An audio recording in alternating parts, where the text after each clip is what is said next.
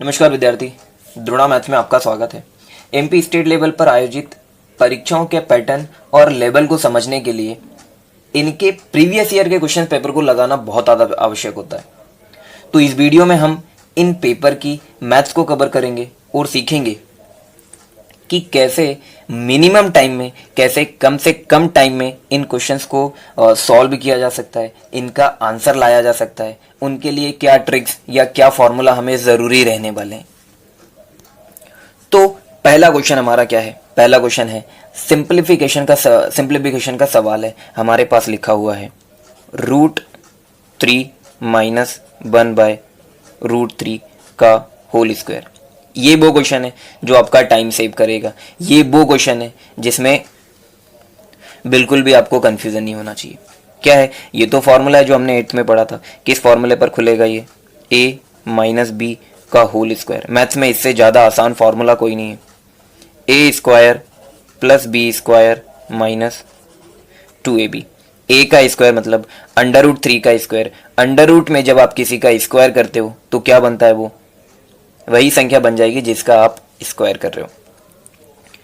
तो √3 का जब हम स्क्वायर करेंगे तो हमें क्या मिलेगा? 3 प्लस 1/√3 का स्क्वायर करेंगे तो क्या मिल जाएगा हमें? 1/3 माइनस 2 मल्टीप्लाइड बाय a मतलब √3 एंड b मतलब 1/√3। तो ये √3 से √3 हमारा कैंसिल हो गया। 3 से 2 को अगर माइनस कर रहे हैं तो क्या मिलेगा हमें? हमें मिलेगा 1। कितना बचा है? 1/3। 1 प्लस 1/3। क्या 1 प्लस 1/3 को हम लोग ऐसे लिख सकते हैं? 1/3। 1/3 को क्या लिख सकते हैं? 3 एकम 3 और 1 4, 4/3। तो जो भी ऑप्शन में रहेगा वो हमारा आंसर रहेगा। क्या है? 4/3। तो इससे बिल्कुल भी फर्क नहीं पड़ता है कि आपने 10th में क्या पढ़ा है, आपने 12th में क्या पढ़ा है, आपने 11th में क्या पढ़ा है। ये सारे क्वेश्चंस आपसे बनने वाले हैं। बस आप फुल कंसंट्रेट करके यहाँ बैठे। आपका पूरा दिमाग यहाँ होना चाहिए। कोई फॉर्मूला, कोई ट्रिक्स की जरूरत नहीं पड़ेगी। आप अपने आप से क्वेश्चन सॉल्व करेंगे। पहला क्या क्वेश्चन? नेक्स्ट क्वेश्चन हमारे पास क्या है? वर्तमान में एक पिता की आयु अपने पुत्र की आयु का 3 गुना है। तो हम लोग क्या बोल दे रहे हैं? ये पिता की आयु और पुत्र की आयु। पिता की आयु 3 गुना है, मतलब अगर पुत्र x का है तो पिता हो जाएंगे 3x के। जबकि अभी से 15 वर्ष बाद, ये अभी की कहानी है, 15 वर्ष बाद क्या हो जाएंगे? 15 इनमें ऐड हो जाएगा। अभी से 15 वर्ष बाद उसकी आयु पुत्र की आयु की 2 गुनी हो जाएगी। पुत्र की आयु कितनी है? x प्लस 15 15 साल बाद। और पिता की आयु कितनी है? 3x plus 15। तो 15 वर्ष के बाद जो पिता है वो पुत्र का 2 गुना हो जाएगा। पुत्र छोटा है, पुत्र की आयु कम है। पुत्र की आयु में आप कुछ गुणा करोगे, मल्टीप्लाई करोगे, तब जाकर के वो अपने पिता की आयु के बराबर होगी। तो क्या किया हमने? पुत्र की आयु multiplied by 2 is equals to पिता की आयु। यही बोला गया है कि 15 साल बाद पिता की आयु पुत्र की आयु का 2 गुना हो जाएगी। अब तो सिंपल कैलकुलेशन है। यहाँ क्या है? 3x 2 का अंदर मल्टीप्लाई होने वाला है तो 2x प्लस 30 बन जाएगा। 3x 2x इधर आएगा तो 3x से 2x अगर माइनस होगा तो क्या मिलेगा हमें? x। ये 15 इधर जाएगा, 30 से माइनस होगा 15 तो क्या मिल जाएगा हमें? 15। x की वैल्यू हमारे पास 15 आ गई है। आपका आंसर 15 नहीं है। आपको अब क्वेश्चन पढ़ना है कि वर्तमान में पिता की आयु क्या है। तो पिता की आयु वर्तमान में अभी पिता की आयु कितनी है? 3x। x की वैल्यू आपने 15 निकाली है तो 3x की वैल्यू कितनी हो जाएगी?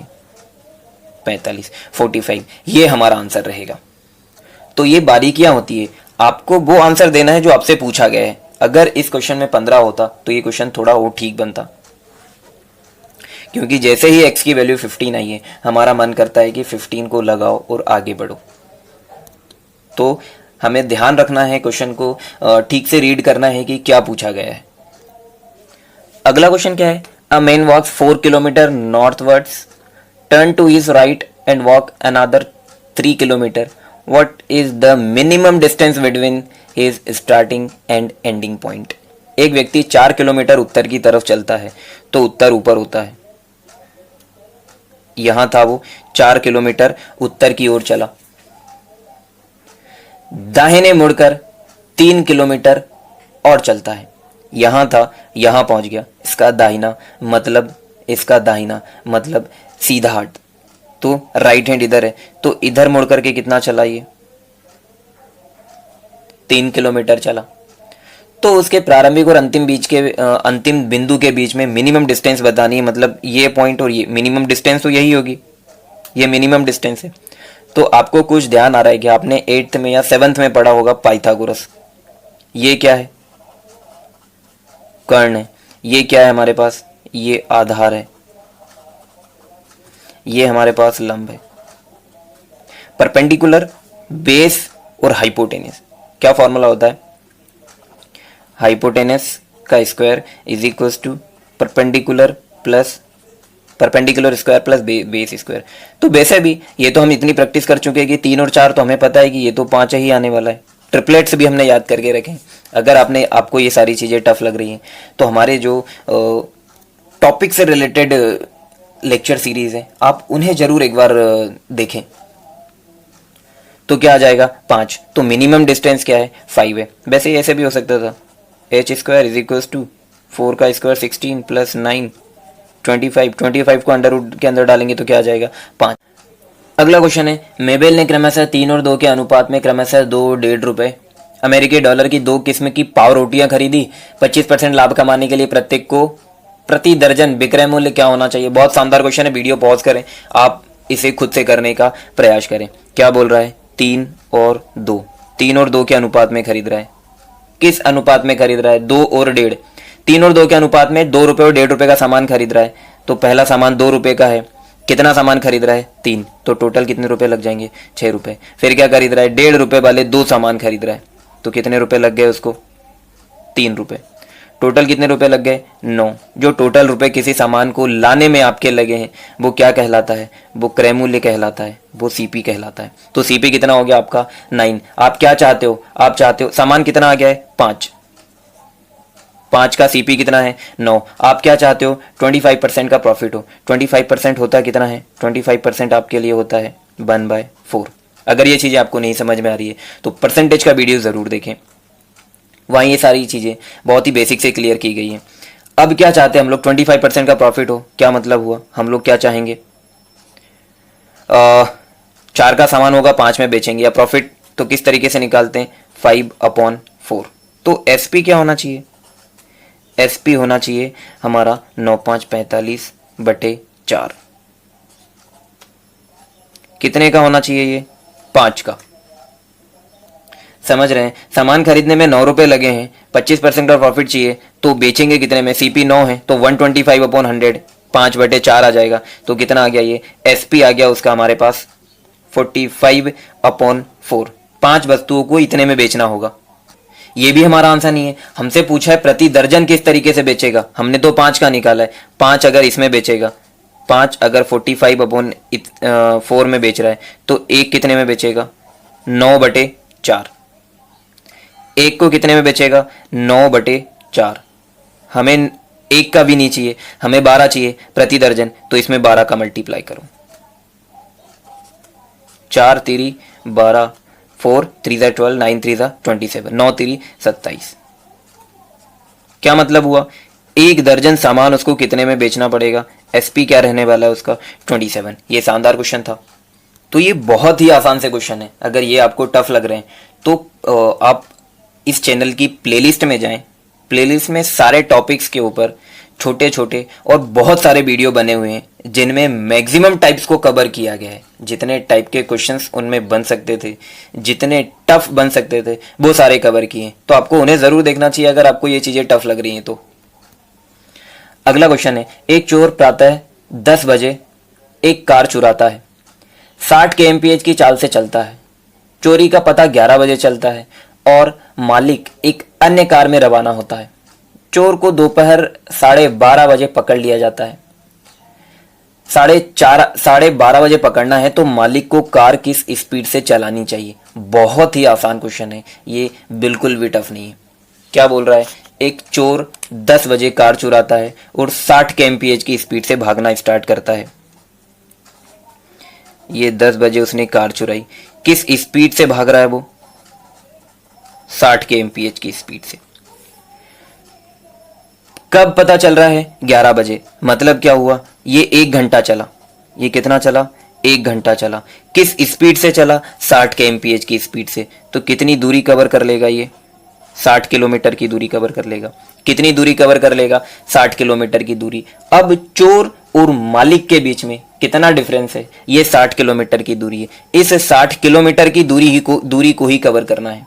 इस 60 किलोमीटर की दूरी को ही कवर करना है। समय क्या हो चुका है? समय बज चुके हैं 11। क्या चाहते हैं हम? 12:30 बजे पकड़ा जाए। 11 तो बज चुके हैं। 60 किलोमीटर की दूरी है। इनकी स्पीड 60 के एमपीएच है। अच्छा, चोर इधर भाग रहा है, मालिक भी इसके पीछे ही भागेगा। तो जब हमने ये टाइम, स्पीड एंड डिस्टेंस वाले सवाल किए हैं, चैप्टर कवर किए हैं, तो बहुत अच्छे से बताया है कि अगर एक ही डायरेक्शन में चल रहे हैं तो इनकी स्पीड, इनकी जो रिलेटिव स्पीड होगी, इनकी जो आपेक्षिक गति होगी, वो क्या होती है? माइनस होती है। वो क्या होती है? माइनस होती है। ये 60 किलोमीटर कब कवर होंगे? जबकि चोर और मालिक की स्पीड के बीच में कुछ अंतर हो। अगर अंतर नहीं हुआ, वो भी 60 से भाग रहा है, मालिक भी 60 से भाग रहा है, तो कभी पकड़ा ही नहीं पाएंगे ये लोग। ठीक है क्या? तो इसकी स्पीड, रिलेटिव स्पीड क्या हो जाएगी? अब ये भी हमें मालूम है कि मालिक तेज भाग रहा होगा तब तो पकड़ पाएगा। तो मालिक की स्पीड क्या होगी? x। इसमें से हम लोग 60 माइनस कर देंगे। क्यों माइनस कर देंगे? आपेक्षिक गति पता करने के लिए।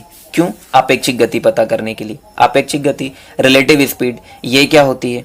ये वो गति होती है जब दो लोग सेम डायरेक्शन में भाग रहे होते हैं या अपोजिट डायरेक्शन में, जब दोनों मूव कर रही होती हैं चीजें। तो चोर भी भाग रहा है, मालिक भी भाग रहा है, तो उनकी रिलेटिव स्पीड क्या हो जाएगी? x minus 60। कितनी दूरी कवर करना है? 60 किलोमीटर की। 60 किलोमीटर की दूरी। तो इनकी गति ये होगी। जबकि इधर देखा जाए, इस स्पीड से भाग रहे हैं, इस स्पीड से भाग रहे हैं, कितने समय तक भागेंगे ये? 11 से लेकर के 12:30 तक। 11 से लेकर के 12:30 तक। 12:30 मतलब 1.5 घंटा लगने वाला है। 1.5 घंटा मतलब 3/2 घंटा। ठीक है क्या? इस स्पीड से 3/2 घंटे तक भागेंगे तो कितना भाग पाएंगे? कितनी दूरी कवर कर पाएंगे वो? 60 दूरी। इस बात को बहुत अच्छे से समझें। अगर ये आपको नहीं समझ में आ रहा है तो आप इस क्वेश्चन को स्किप करें, नेक्स्ट क्वेश्चन देखें, और ये वीडियो खत्म होने के बाद आप हमारे उन वीडियोस लेक्चर में जरूर जाएं जिनमें हमने इन चीज़ों को बहुत बेसिक से कवर किया है।